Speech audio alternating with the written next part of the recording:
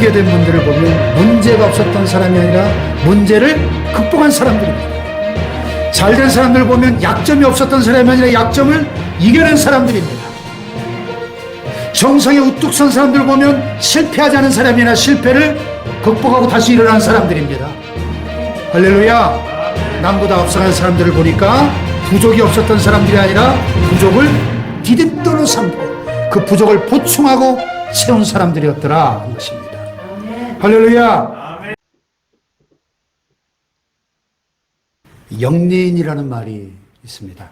용의 목에 거꾸로 난 비늘이라는 뜻인데요. 성경에서 용은 마귀의 상징으로 나타나 있기 때문에 우리 용이라는 말을 들으면서 기분이 좋지 않습니다. 그런데 중국 사람들은 이 용이라는 말을 들으면 아주 좋은 감정을 갖고 있다고 합니다. 왜냐하면 용은 실제는 동물이 아니고 상상 속의 동물이죠.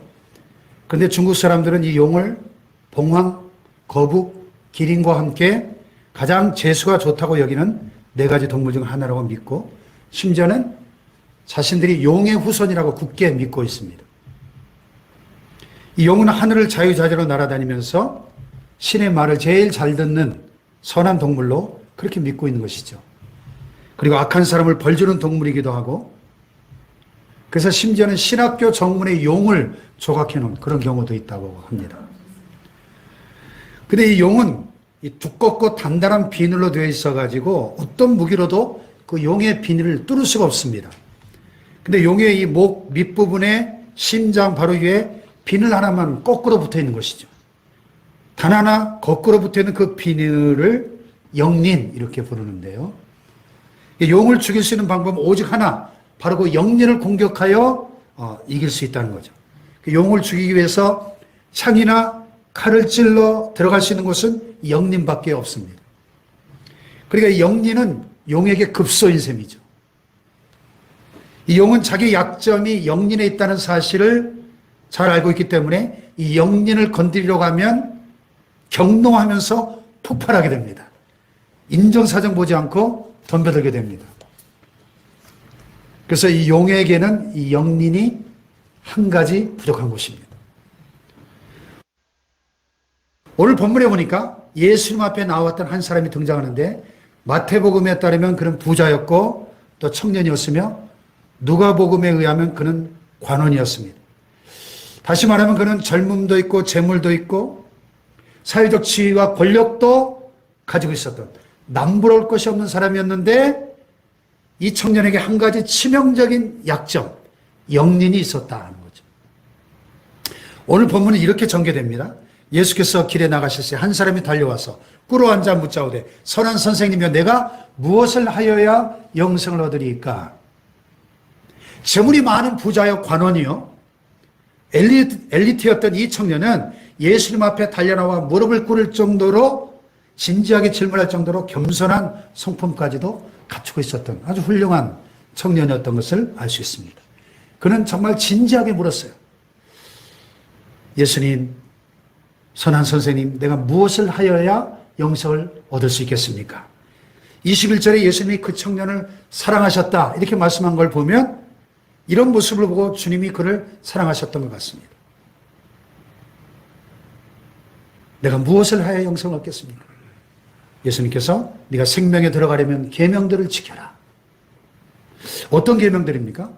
살인하지 말라, 간음하지 말라, 도둑질하지 말라, 거짓 증거하지 말라, 내 부모를 공경하라, 내 이웃을 내 몸과 같이 사랑하라 하신 율법의 핵심 10계명을 예수님 말씀하십니다. 아, 선생님 이런 건 제가 어려서부터 다 지켰는데요. 이때 예수님이 결정적인 말씀을 하시죠. 내게 아직도 한 가지 부족한 것이 있으니 가서 내게 있는 것을 다 팔아 가난한 자들에게 주라. 그리하면 하늘에서 보화가 내게 있으리라. 그리고 와서 나를 따르라. 자, 이 이야기의 결론이 뭡니까? 그 사람은 재물이 많은 거로 이 말씀으로 인하여 어떻게 했어요? 슬픈 기색을 띠고 근심하며 가니라. 예수님께서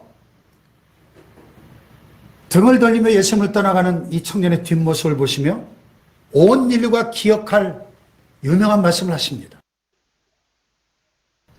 어떤 말씀이죠? 예. 재물 있는 자는 하나님의 나라에 들어가기가 심히 어렵도다. 얘들아, 하나님의 나라에 들어가기가 얼마나 어려운지 낙타가 바늘기로 나가는 것이 부자가 하나님의 나라에 들어간 것보다 쉽다. 예수님의 굉장한 유머시죠. 네, 풍자고. 네. 사람은 누구에게나 한 가지씩 부족한 것이 있습니다. 오늘 여러분이 주님 앞에 선다면 주님이 여러분을 보실 때 여러분에게 부족한 한 가지가 뭐라고 지적하실 것 같습니까? 이 한 가지 부족한 것은 갈림길이에요. 갈림길. 무슨 갈림길입니까? 걸림돌과 디딤돌의 갈림길이에요. 그 한 가지 부족 때문에 걸림돌이 되어 넘어진 사람들이 있습니다. 반대로 그 한 가지 부족 때문에 오히려 디딤돌이 되어 인생을 더욱 멋지게 사는 사람들도 있습니다. 전자는 그 한 가지 부족 때문에 실패자가 되었고, 후자는 그 한 가지 부족 때문에 성공자가 되었습니다. 오늘 여러분은 어느 편에 속하여 있습니까? 그 한 가지 부족 때문에 그게 걸림돌이 돼서 넘어진 사람들이 많습니다. 오늘 본문에 등장한 이 부자 청년이 대표적인 경우입니다. 이 청년은 모든 면에서 완벽한 사람처럼 보였습니다. 자, 젊지요? 돈도 많죠? 사회적 지위와 명예도 있죠? 게다가 율법까지 다 지켰다고 그랬지 않습니까? 어려서부터 율법을 철저하게 잘 지켰다고 했습니다.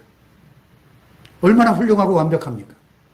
그러나 이 청년에게 영린이 하나 있었는데 바로 물질에 대한, 돈에 대한 과도한 집착이었다는 것입니다. 이 청년은 돈에 대한 집착이 엄청났습니다. 이 물질 하나만큼은 절대로 포기할 수가 없었습니다. 그걸 잘 알고 계셨던 예수님께서 결정적인 말씀을 하신 거죠.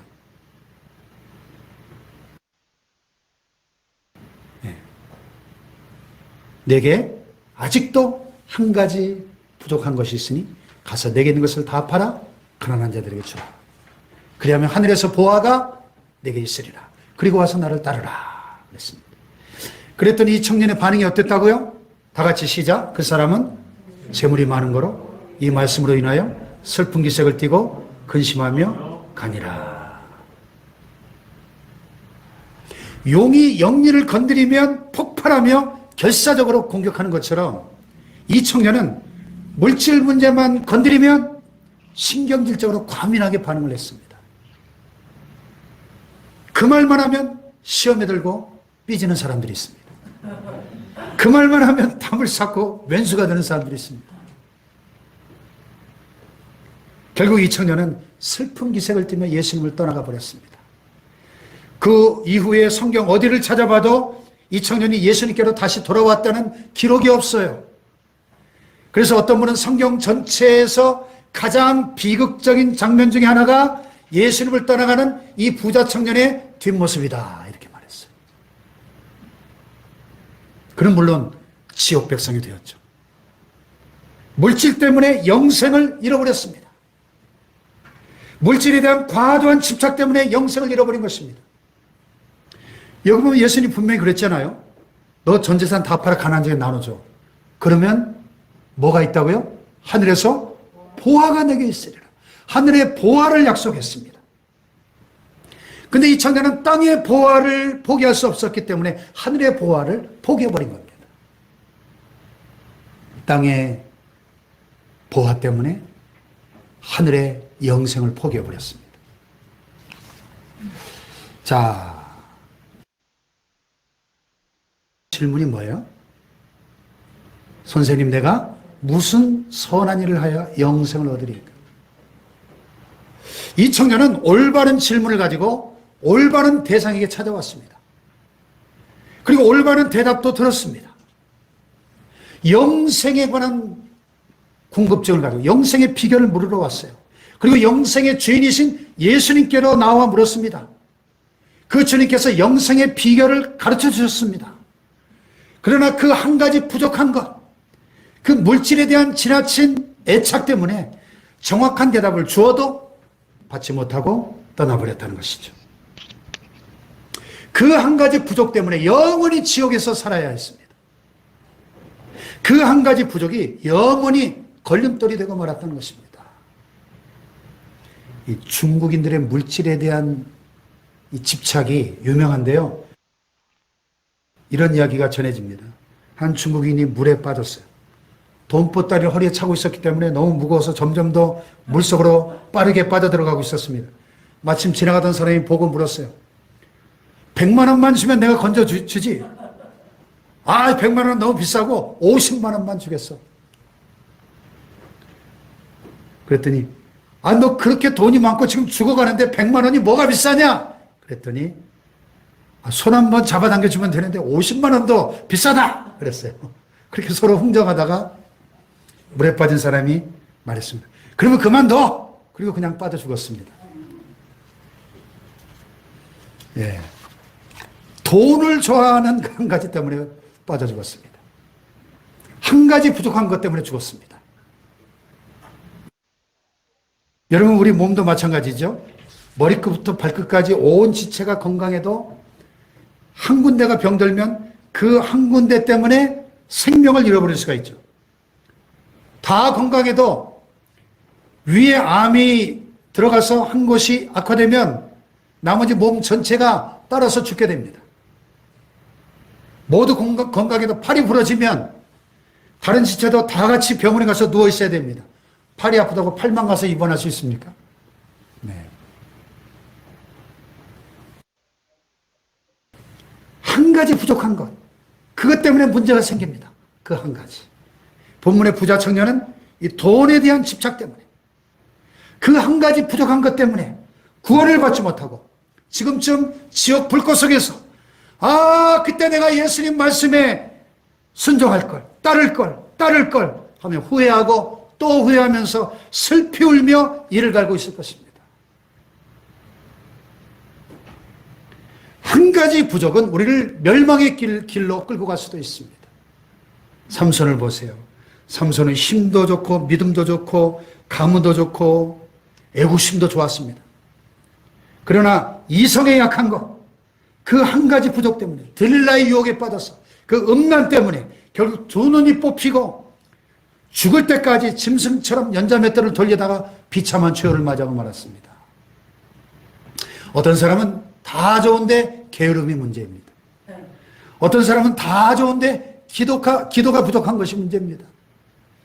어떤 사람은 다 좋은데 혈기가 문제입니다. 어떤 사람은 다 좋은데 이놈의 술이 왼수입니다. 술이. 한 가지 부족한 것. 그것 때문에 영원한 생명을 잃어버리고 죽을 수 있다는 것입니다. 그러나 정반대의 사람들도 있습니다. 한 가지 부족을 보충하려고 그러다가 인생을 복되게 한 사람들도 많습니다. 한 가지 부족이 걸림돌이 된 사람들과는 달리 한 가지 부족한 것이 오히려 디딤돌이 돼서 그 부족한 것 때문에 더 잘된 사람들을 수없이 만나보게 됩니다. 성경에 사사 에훗이 그 대표적인 경우죠. 사사기 3장에 보면 이스라엘 자손이 여호와의 목전에 악을 행합니다. 그러자 하나님께서 모압왕 에글론을 강성하게 하셔가지고 그들을 대적하게 하시니까 에글론이 암몬과 아말렉 자손들까지 모아가지고 와서 이스라엘 쳐서 종려나무 성읍을 점령했습니다. 그래서 이스라엘 자손이 모압왕 에글론을 18해 동안 18년 동안이나 그 압제에 고통을 당합니다. 이스라엘 자손이 그 고통 가운데 하나님께 부르짖으며 회개하니까 하나님께서 그들 위하여 한 구원자를 세우셨는데 그가 누구예요? 베냐민 사람 게라의 아들 왼손잡이 에훗이라. 근데 이 에훗의 이야기에 그의 이름 앞에 특이한 수식어가 하나 붙어 있죠? 뭐예요? 왼손잡이 에훗이라. 왼손잡이. 근데 이 왼손잡이란 말의 히브리 원어의 문자적인 뜻을 찾아보니까 오른손을 쓰지 못하는 왼손잡이. 이런 뜻입니다. 그러니까 단순히 오른손잡이의 반대인 왼손잡이가 아니고 오른손을 아예 쓰지 못하는 장애인이었다는 거예요. 양손을 능숙하게 써도 시원찮을 판인데 힘의 상징인 오른손을 쓰지 못하는 장애인이 뭘 할 수 있겠습니까?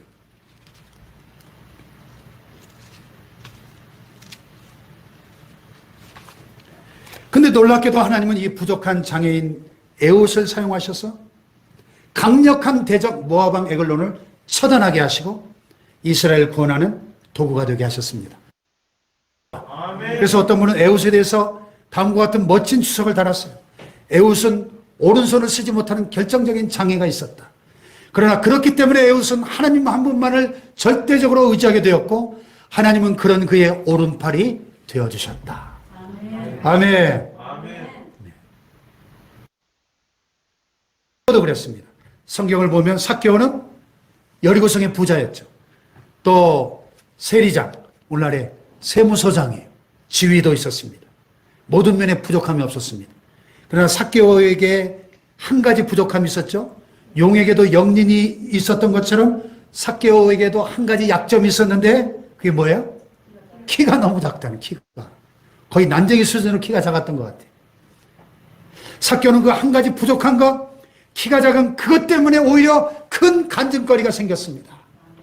할렐루야. 아멘. 오늘 예수님에 관한 소문을 듣고 예수님이 너무 보고 싶은데 예수님이 여리고성에 오셨다는 소식이 들려오는데 예수님을 보기에 달려갔더니 사람이 어찌나 많은지 키는 작고 도저히 예수님을 볼 수가 없어요.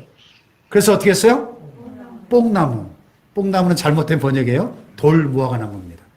성지순례 가보면 여리고에 가보니까 커다란 돌무화과 나무가 지금도 이렇게 서 있어요. 마을 한복판에. 네. 돌무화과 나무 위로 기어 올라갔더니 이제 키가 제일 큰 사람보다 더 커졌습니다. 예수님을 사모하는 그 영혼을 주님은 만족시켜 주십니다. 할렐루야. 아멘. 예수님을 그렇게 보고 싶어 사모하는 이 삭개오의 눈과 예수님의 눈이 마주칩니다. 예수님이 돌무화과 나무 밑으로 오셔서 말씀하셨어요. 삭개오야, 속히 내려오라. 내가 오늘 내 집에 유하여야겠다. 할렐루야. 아멘. 삭개오는 키가 작은 그 한 가지 부족한 것 때문에 예수님을 만나고 구원을 받았습니다. 아멘. 아멘. 키가 작은 그 한 가지 부족한 것 때문에 천국에 갈 수 있었습니다. 키가 작은 그 한 가지 부족한 것이 천국에 가는 디딤돌이 되었습니다. 아멘. 할렐루야. 아멘. 자, 한나도 그랬죠. 한나는 모든 면에 부족함이 없는 여인이었습니다. 그런데 한 가지 부족이 있었습니다. 아이를 낳지를 못했습니다. 그래서 남편 엘가나가 브릿나라는 첩을 얻었습니다. 브릿나가 아들 10명을 낳도록 한나는 아이를 하나도 낳지 못했습니다. 한나는 그 부족을 메꾸기 위해서 엘리 제사장이 볼 때 나술에 취한 여자처럼 미친 듯이 통곡하며 기도했습니다. 자그마치 20년 동안 기도의 훈련을 단단히 받았습니다. 저 브릿나가 멸시하고 조롱하는 것을 참고 또 참고 견디고 또 견디면서 20년 동안 인내의 훈련을 받았습니다. 드디어 하나님께 이렇게 기도하게 이르렀죠. 만군의 여호와여, 만일 주의 여종의 고통을 돌보아 주시고 나를 생각하시고 주의 여종을 잊지 아니하사 아들을 주시면 내가 그의 평생의 그를 여호와께 드리겠습니다. 완전히 자기를 비우는 훈련을 합니다. 20년 만에 하나님이 아들을 주셨습니다. 그가 유명한 사무엘 선지자입니다. 한 가지 부족이 큰 축복이 되었습니다. 아멘. 할렐루야. 아멘. 이와 같이 한 가지 부족은 걸림돌이 될 수도 있고 디딤돌이 될 수도 있다는 것입니다. 부자 청년처럼 한 가지 부족한 것이 걸림돌이 돼서 결국 영원히 지옥에 떨어질 수밖에 없는 걸림돌이 될 수가 있습니다. 삼손처럼 한 가지 부족인 음란이 영원한 파멸로 가는 걸림돌이 될 수도 있습니다. 그러나 반대로 에웃처럼 오른손을 쓰지 못하는 한 가지 부족이 오히려 하나님께 붙들려 쓰임받는 디딤돌이 될 수도 있습니다. 삭개오같이 키가 작은 한 가지 부족이 예수님을 만나 구원받게 만드는 계기의 디딤돌이 될 수도 있습니다. 아멘. 한나처럼 아이를 낳지 못하는 한 가지 부족은 기도 훈련을 받고 인내 훈련을 받고 자기 포기 훈련을 받아서 사무엘 같은 인물을 낳을 수 있는 계기의 디딤돌이 될 수도 있는 것입니다. 아멘. 할렐루야. 아멘. 자, 주님 앞에서 제가 한번 묻겠습니다. 오늘 여러분은 다 좋아도 한 가지 부족한 것, 그게 뭡니까? 그 부족한 것을 걸림돌로 삼는 사람은 어리석은 실패자입니다. 그러나 그 부족한 것을 디딤돌로 삼는다면 그는 지혜로운 성공자입니다. 아멘. 부족함을 걸림돌이 아니라 디딤돌로 삼는 지혜로운 성공자들 되시기를 축복합니다. 아멘. 자, 옆에 분을 축복해 봅시다. 부족함을 디딤돌로 삼으세요. 부족함을 디딤돌로 삼으세요. 할렐루야. 일본에서 농업혁명을 일으켰던 니노미야 긴지로라는 유명한 분이 있습니다. 이렇게 동상으로 일본 초등학교에 세워놓을 정도로 유명한 분인데, 그가 어려서 부모를 잃고 고아가 돼서 큰아버지 집에서 머슴살이를 했습니다. 이 긴지로는 열심히 일하며 공부도 하고 싶었는데 큰아버지가 공부를 시켜주지 않습니다. 그래서 낮에는 일하고 밤에는 호롱불을 켜놓고 공부를 했더니 큰아버지가, 야 이놈아, 농사지을 놈이 무슨 공부냐? 호롱불을 켜는 기름도 비싸다. 잠이나 자고 내일 일할 준비나 해. 그리고 기름도 주지 않는 거예요. 그래서 이 긴지로가 큰아버지 시키는 일을 다 해놓고는 마을 귀퉁이에다가 피마자를 심었습니다. 그리고 그 기름을 짰습니다. 그리고 큰아버지가 잠자는 늦은 밤이면 일어나 앉아가지고 자기가 짠 그 피마자 기름으로 불을 켜가지고 공부를 하면서 농업을 연구했습니다. 주경야독이죠. 주경야독. 그가 마을 공터에다 벼를 심어서 쌀을 조금씩 수확했습니다. 그 짜투리 시간에 또 자기가 공터에 농사 지은 것이니까 자기 것이죠. 그렇게 해서 큰아버지 밑에서 자본금을 모으기 시작했습니다. 몇 년 동안 죽을 고생을 하면서 드디어 어느 정도의 돈이 모아졌습니다. 그래서 이 긴지로는 큰아버지 밑에서 독립을 했습니다. 그리고 땅을 사가지고 자기가 공부한 대로 농업법을 새롭게 개발하기 시작했습니다. 큰 성과를 거둬서 농사를 지을 수 있는 경험을 축적을 하고, 이제는 자기가 더 이상 농사를 지을 시간이 없어졌습니다. 여기저기 다니면서 자기 경험을 알려줘야 했기 때문에, 그래서 일본에서 농업혁명을 일으키는 사람이 되었다는 것입니다. 이 농경사에서 경험이 큰 힘이지 않습니까? 또 한 사람 이야기를 소개하고 말씀을 마치려고 합니다.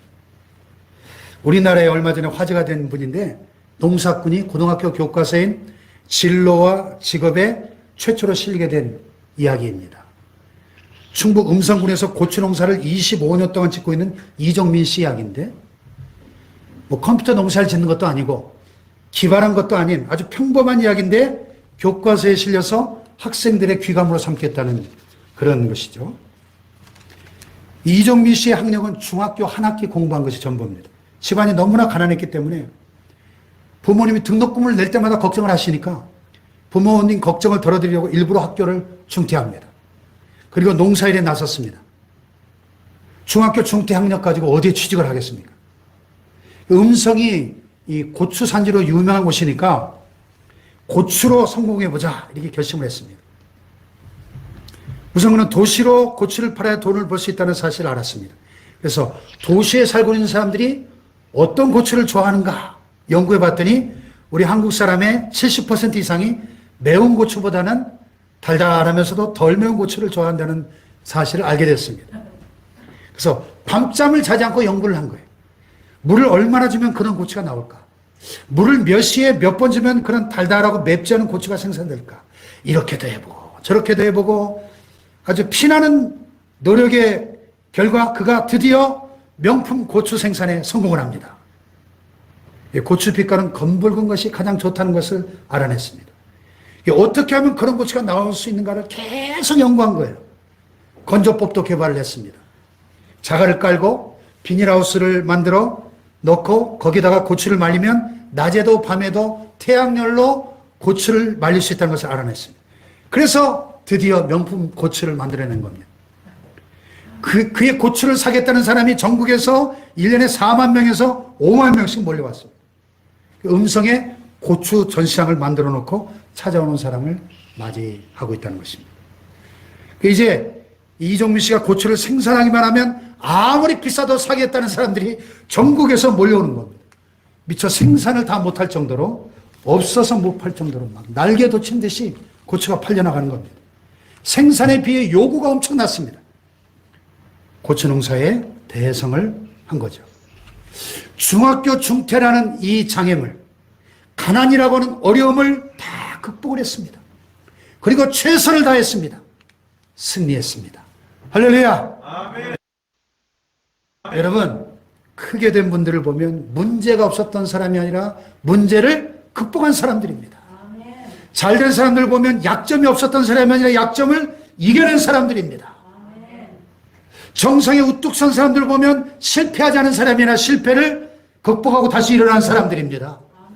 할렐루야! 남보다 앞서간 사람들을 보니까 부족이 없었던 사람들이 아니라 부족을 디딤돌로 삼고 그 부족을 보충하고 채운 사람들이었더라 하는 것입니다. 할렐루야!